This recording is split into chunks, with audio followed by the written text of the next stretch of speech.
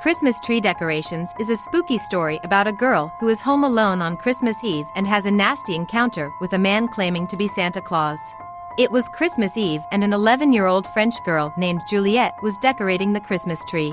Her mother was working as a nurse at the local hospital and the two of them lived alone in the small apartment in the suburbs of Paris. Late that evening, Juliette's mother called to say she would not be home until late that night. Juliette continued to decorate the tree with all of the lovely things her mother had bought at the shop. She draped some multicolored Christmas lights around the tree and hung beautiful ornaments on the branches. After placing the angel on the top of the Christmas tree, she finally finished decorating and sat down to relax and watch TV. Even though she was all alone in the 6th-floor apartment, Juliette felt safe as she gazed out across the lights of the Parisian skyline. From her window, she could see the Eiffel Tower and the Champs de Mars. Most of the other tenants in the building had gone home to spend Christmas Eve with their relatives in the countryside. The apartment building was almost deserted. Juliette was growing bored waiting for her mother to return. Suddenly, she thought she heard a scratching noise at the front door. She turned down the television and listened carefully. There was an eerie silence. Curious, she slowly approached the door and looked through the peephole. To her surprise, she saw a man standing outside, dressed in a red suit with fluffy, white trim. He was large and fat with a dirty, gray beard and wore a red hat on his head. He knocked at the door loudly. Nervous and concerned, she asked through the door, "Who's there?" "It's Santa Claus," the man replied. "Let me in. I'm cold and I'm tired and I'm hungry." At this, a chill went down Juliette's spine. She was no dummy. She knew that, whoever this creepy man was, he wasn't Santa Claus. "My mother isn't home right now," she said, her voice shaking. "Please leave." Peering through the peephole, Juliette watched as the man's eyes filled with anger and his face twisted into a grimace of hate. He began knocking at the door even harder and rattling the doorknob. "It's Santa Claus, Juliette," he growled. "Have you laid out some milk and cookies for me, Juliette? You know how much Santa loves his milk and cookies." The young girl had a sinking feeling in the pit of her stomach. How did he know her name? Then the man began kicking and pounding at the door.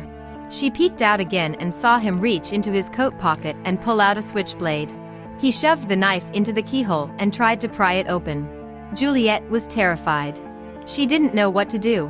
"If you don't go away, I'll call the police," she shouted. All of a sudden, the knocking stopped. Juliette stood perfectly still, afraid to move. Minutes passed and she started to think that the man might have been scared away by her threat. She slowly approached the door and looked through the peephole to see if the man was really gone. The hallway seemed to be empty. Suddenly, she saw the man running down the hallway with an axe in his hand. Juliette screamed and ran to the closet in a panic. She crouched down and hid behind the coats as tears of fright rolled down her cheeks. She heard the boom, boom, boom, as the man tried to smash down her front door. There was a mighty crack as the door gave way and the man came crashing through the splintered wood. Laughing to himself, he called out, "Juliette, my pretty. Where are you, Juliette? Don't be afraid. We'll have ourselves some fun tonight. Where are you hiding?" The crazed intruder walked around the house, searching for the frightened girl. Juliette curled up in the closet, trembling with fear. She dreaded to think what he planned to do to her. Suddenly, the handle of the closet moved up and down. Then, the door began shaking and she heard the man's voice laughing. "Juliette, I know you're in there," he said. "Open up for Santa. Open up before I open you up." The man swung his axe and it struck the closet door with a huge bang, tearing into the flimsy wood. Juliette screamed and began crying bitterly. She grabbed a wire coat hanger and twisted it into a point. She waited, her eyes open wide and her hands were trembling. There was another loud crash and the closet doors gave way in a hail of splinters. The horrible man tore the doors off their hinges and thrust his head in between the coats. He was laughing and drooling like a madman as his huge, gnarled hands grabbed at the horrified girl. Juliette held up the pointed end of the coat hanger and bravely thrust it into the man's face. It went straight into his eye. He recoiled in pain, screaming with rage as blood flowed down his cheek. He ripped the wire out of his eye socket and grabbed Juliette by the hair. Then he dragged her, kicking and screaming, out of the closet. The man pushed her to the ground and held her tightly by the neck, leaning over her. Blood spilled out of his eye, splattering all over her face. His mouth twisted into a grotesque smile and he whispered in her ear, "Tonight you will be privileged, my lovely Juliet. I've got a list and I've checked it twice. I'm here to decide if you've been naughty or nice. You can scream and beg for your life, but naughty girls get the axe and nice girls get the knife." It was after midnight when Juliet's mother returned home. She saw the front door, hacked to pieces, and rushed inside to look for her daughter. Gazing around at the carnage, her eyes struggled to take it all in. Then she began screaming in absolute horror. The Christmas tree was decorated with Juliet's entrails and her severed head was perched on the top. The Sock Puppet is a spooky Christmas story about a wealthy man, a sickly daughter, a cold winter, some angry villagers, and a mysterious Christmas present. Many years ago, in Ireland, there was a wealthy man who lived in a small village. He owned every single plot of land surrounding the village and rented them out to poor farmers at a tidy profit. The man lived in the biggest house in the village with his lovely wife, his 2 strong sons, and his small, sickly daughter. He was kind to all of his children and treated his wife like a queen. However, in business he was ruthless and cunning. He made a lot of money by charging the villagers high rents and treated all of his tenants as if they were slaves. If any one of them was behind with their rent, he would throw them out of their houses without a moment's notice. The villagers hated the rich man and despised his cruel and miserly ways. He often threw lavish parties, inviting only his friends and family and living like a king, while the poor villagers had to scrimp and save just to keep their bellies full. All they could afford was a meager diet of bread and potatoes. One year, there was a potato blight and all of the crops were affected. As winter set in, the villagers were starving to death. The rich man paid no attention to the troubles of his tenants and responded by raising the rents.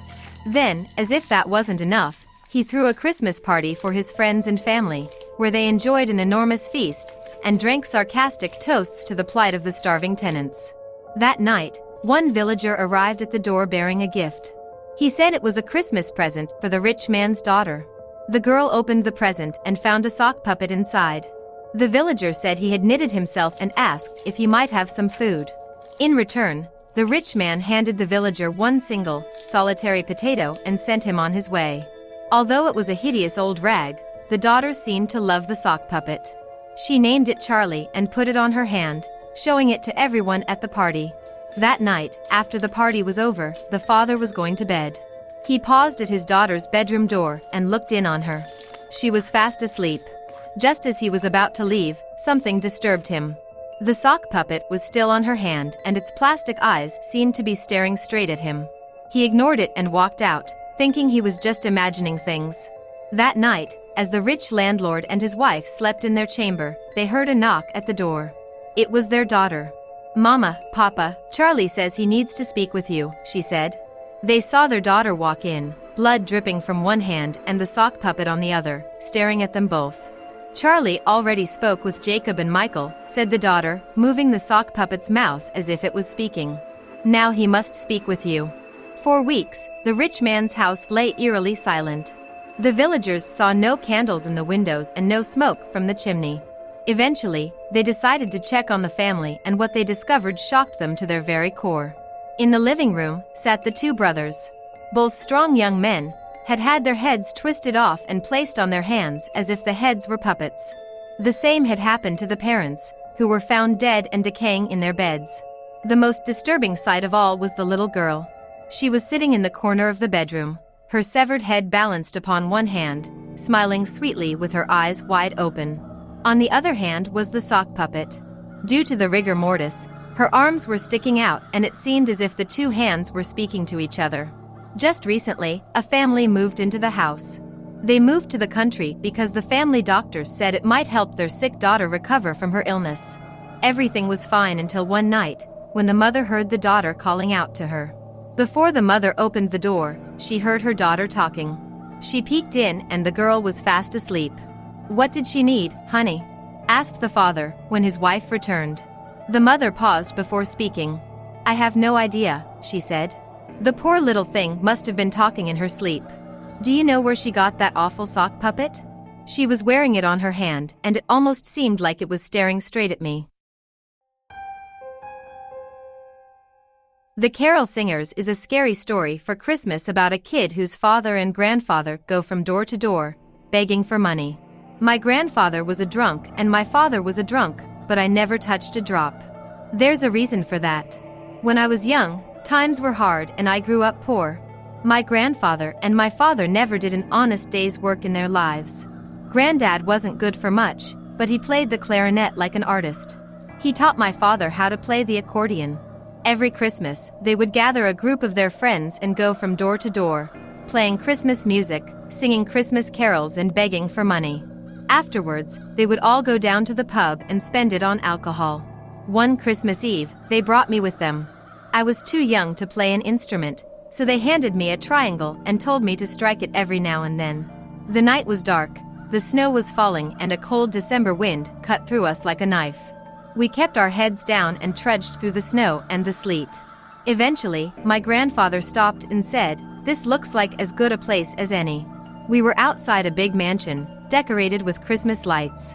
My grandfather knocked on the front door and we began to play some old Christmas carols. The door of the house swung open, and in the dim light, I saw a young woman standing there. She was holding a tray of glasses in her hands.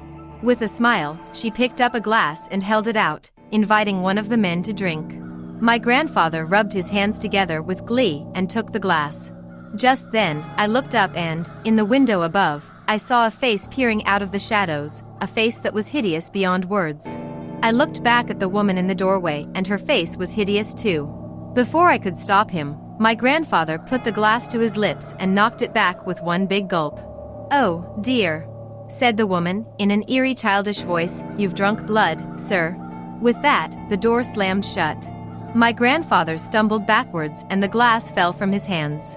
It shattered with a deafening crash and he collapsed in the snow. I don't remember much after that. All I recall is waking up in the light of dawn and finding myself lying in the snow.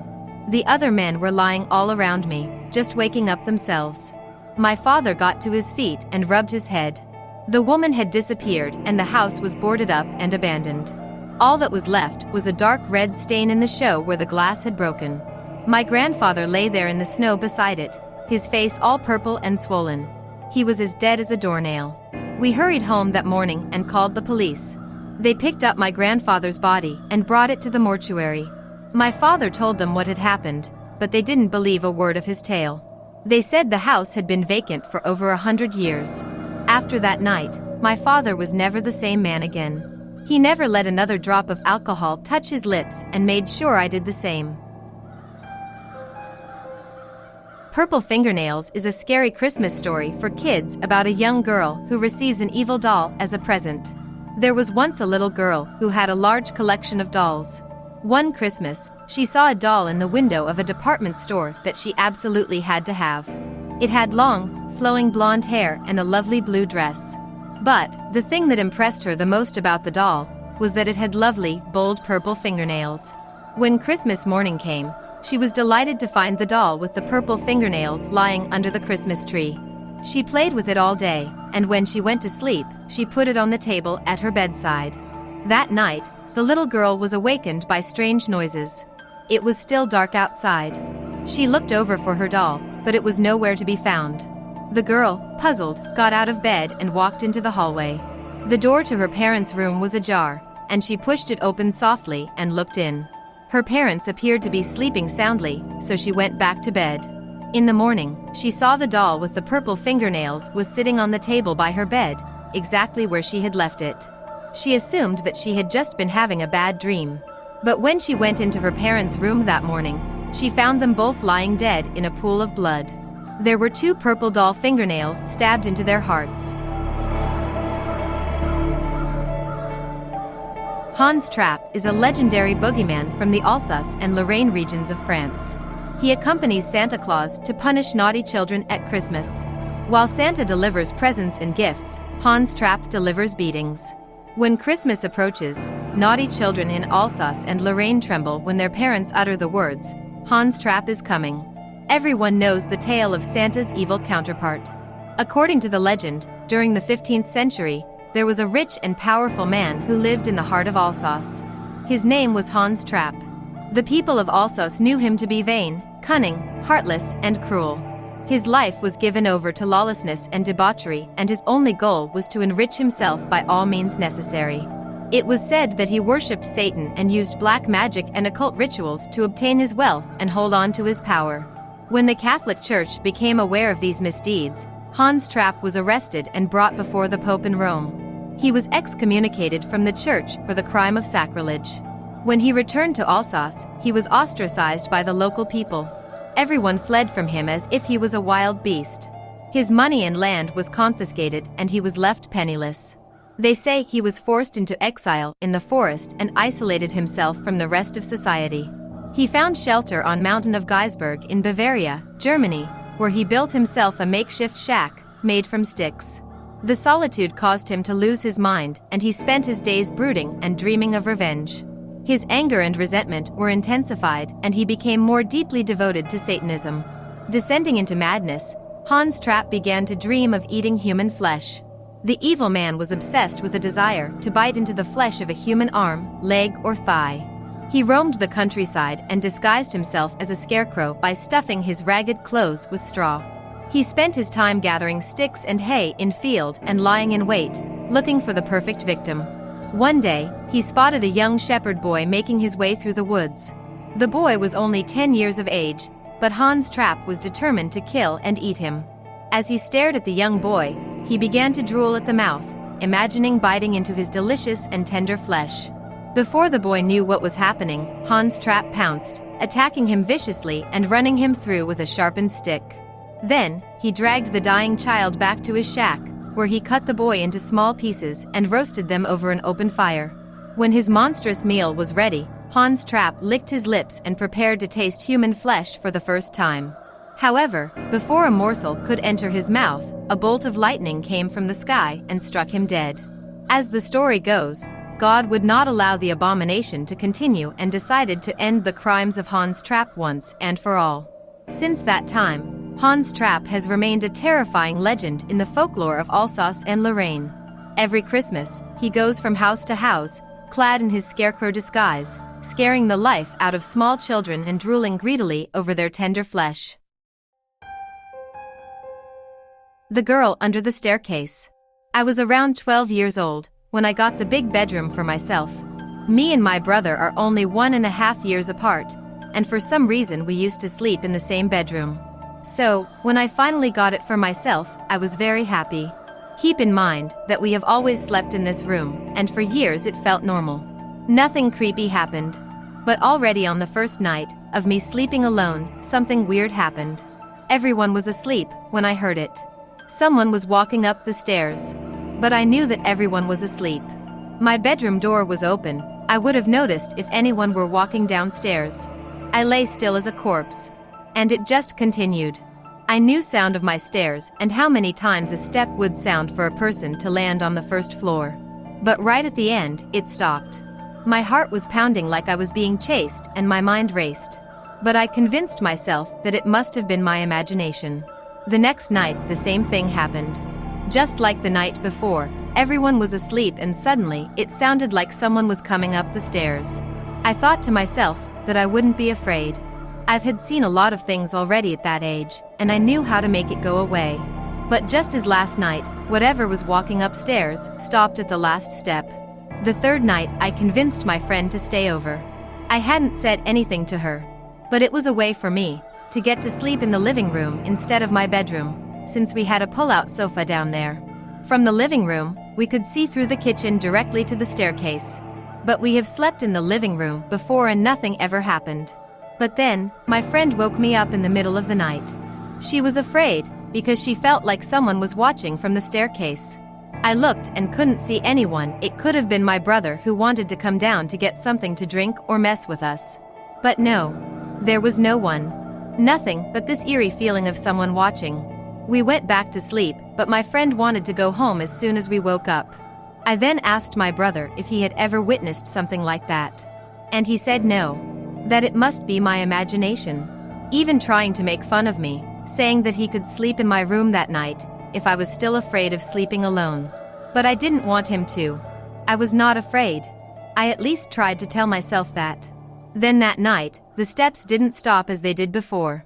My bedroom door was almost closed this time, but it suddenly started to open. And on the doorframe closest to the stairs, 2 hands was wrapped around, like something was trying to poke its head around, pulling itself up from the staircase. I began crying, screaming for my mom, but she didn't hear me. And that made me even more afraid, since her bedroom door was beside mine, only a wall, as thin as paper, between us. I sat up, looked directly at the thing in my doorway, who was now becoming even more visible. Its fingers longer than a person's, darker than the night, and something looking like eyes peering inside my room. But the thing was, it wasn't looking at me. It was looking down, at the foot of my bed. Like it was afraid of something in the room, afraid of going inside. And then it disappeared. For days I was shaken up. I didn't tell my mom about it, because my child brain felt like she had betrayed me for not hearing me, when I yelled for her to come save me. But then a family member came to our house.